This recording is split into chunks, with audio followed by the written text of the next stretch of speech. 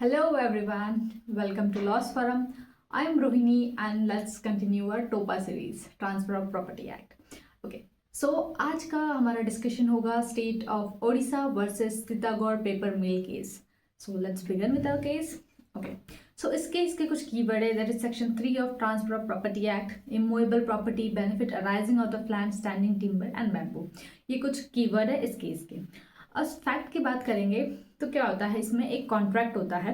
Contract related to the agreement of petitioner, यहाँ पे company with state of Odisha for the purpose of felling cutting. तो यहाँ पे जो कॉन्ट्रैक्ट होता है ये किस किस चीज़ों के लिए होता है. एक तो felling, cutting and obtaining and removing a bamboo from the forest area for converting that bamboo into the paper pulp. ठीक है, तो यहाँ पे कट करना, उन्हें रिमूव करना. ठीक है, तो ये सारी चीज़ों के लिए कॉन्ट्रैक्ट होता है ताकि वो बैम्बू से पेपर पल्प बना सके. और for the purpose connected with the manufacturing of the paper, ये इनका पर्पस है यहाँ पे. और एनी कनेक्शन, और या फिर उस ये जो प्रोसेस है पूरे इसके प्रोसेस के बीच में कोई भी जो कनेक्शन इंसिडेंटल वर्क हो, वो सारी चीज़ें इसमें इंक्लूड होगी. अब ये जो कंपनी है इनके पास जो है राइट है कि वो यूज़ कर सकती है सारा लैंड जो पर्टिकुलर दिया हुआ है, रोड, स्टीम, ये सब उनके पर्पस के लिए, for the purpose of the freeing race. Agreement जो है इनका एक बार एक्सटेंड किया उन्होंने 14 ईयर्स के लिए, उसके बाद 13 एंड देन 11. तो ऐसा फर्दर इनका जो अग्रीमेंट है ये टाइम टू टाइम जो है लेट्स से एक्सटेंड करते थे.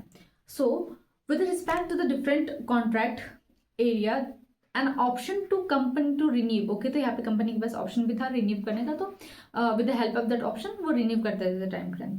And further for the term of the 12 year उन्होंने किया. And not only the bamboo which were, हाँ, तो यहाँ पे एक इंपॉर्टेंट चीज़ है, जो इनका कॉन्ट्रैक्ट था वो सिर्फ और सिर्फ जो एग्जिस्टिंग उस एरिया में जो या उस जो पर्टिकुलर लैंड पे जो एग्जिस्टिंग जो बैम्बू थे वो तो कट कर सकते थे, साथ ही साथ but also the bamboo that were to grow and even come in the existence there after. ठीक है, तो यहाँ पे जो ओडिशा गवर्नमेंट है उन्होंने एक नोटिफिकेशन निकाला, Odisha act on the account of the purchase of the bamboo agreed to the served and the standing tree agreed to be served. तो ये एक एक्ट का ये जो है एक नोटिफिकेशन निकाला उन्होंने, और उन्होंने इंट्रोड्यूस किया टैक्स. अब उस नोटिफिकेशन के थ्रू उन्होंने टैक्स इंट्रोड्यूस किया by declaring this contract as a contract of movable property की तरह. ठीक है, फैक्ट समझ में आ गया. ओके, अब इश्यूज देखते क्या है. तो इशू हमारे पास क्या है कि वेदर दिस कॉन्ट्रैक्ट, ये जो कॉन्ट्रैक्ट था क्या ये इमूवेबल प्रॉपर्टी के लिए था या इमूवेबल प्रॉपर्टी के लिए था. ओके, सो देखते हैं, छोटा सा केस है ये, बहुत ज़्यादा नहीं है. ओके, सो कोर्ट ने क्या कहा यहाँ पे. Court held that bamboo contract related to the immovable property. अगर लेट्स से अगर ये जो कॉन्ट्रैक्ट को अगर आप इमूवेबल मान के चल रहे हो तो फिर क्या होगा. ठीक है, as the benefit to arise out of land did not relate to the contract of a movable property, क्योंकि मूवेबल प्रॉपर्टी में वाली बात नहीं आती है.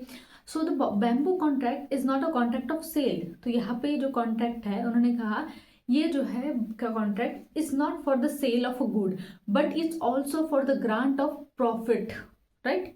And that is not possible to bifurcate the bamboo contract into two. मतलब कि हम जो ये जो कॉन्ट्रैक्ट है इसको जो है दो हिस्सों में नहीं तोड़ सकते हैं, कि one for the sale of the bamboo that is existing at the date, और सेकंड मैंने क्या बताया, second is the sale for the future goods, जो बैम्बू जो कि वो बाद में आएंगे एग्जिस्टेंस में या अभी ग्रो ही कर रहे हैं वो. ठीक है, तो यहाँ पे जो स्टैंडिंग टिम्बर है उन्होंने कहा कि जो स्टैंडिंग टिम्बर है that must be a tree. ठीक है, that it is a state, मतलब वो ऐसी स्टेट में होने चाहिए जो कि फिट हो फॉर दिस पर्पस. अब इनका पर्पस क्या है, यहाँ पे इन्हें मैन्युफैक्चर करना है बैम्बू से पेपर पल्प में. तो स्टैंडिंग टिम्बर हम उन्हीं को मानेंगे that must be a tree and that is in the state fit for the purpose and further the tree that is meant to be converted into the timber. तो जो tree इन्हें जो है timber में कन्वर्ट करना है so shortly that it can already be look upon as a timber. So even though it is still a standing timber. ठीक है, because unlike a timber it will continue to draw the sustenance from the soil itself. अब देखते हैं कि जो physical fact है, court ने फिर और भी उसकी जो आउट ऑफ पेरिफेरी की बात की कि जो फिजिकल फैक्ट के यहाँ पे ये कि जो लाइफ है that can not be altered by giving it an another name and calling as a standing timber. तो उन्होंने कहा कि यहाँ पे आप बिल्कुल ऐसा नहीं कर सकते हो कि आप क्या कर रहे हो, यहाँ पे जो है जो नेचर है वही अल्टर कर रहे हो और उसको बस नाम दे रहे हो कि स्टैंडिंग टिम्बर की तरह, बट जो amount of nourishment it takes and it is felled at a reasonably early date so is so negligible. So as long as the extending period to 14 year, 13 year and 11 year, the respondent company to renew the contract for the purpose and it embraces not only the bamboo.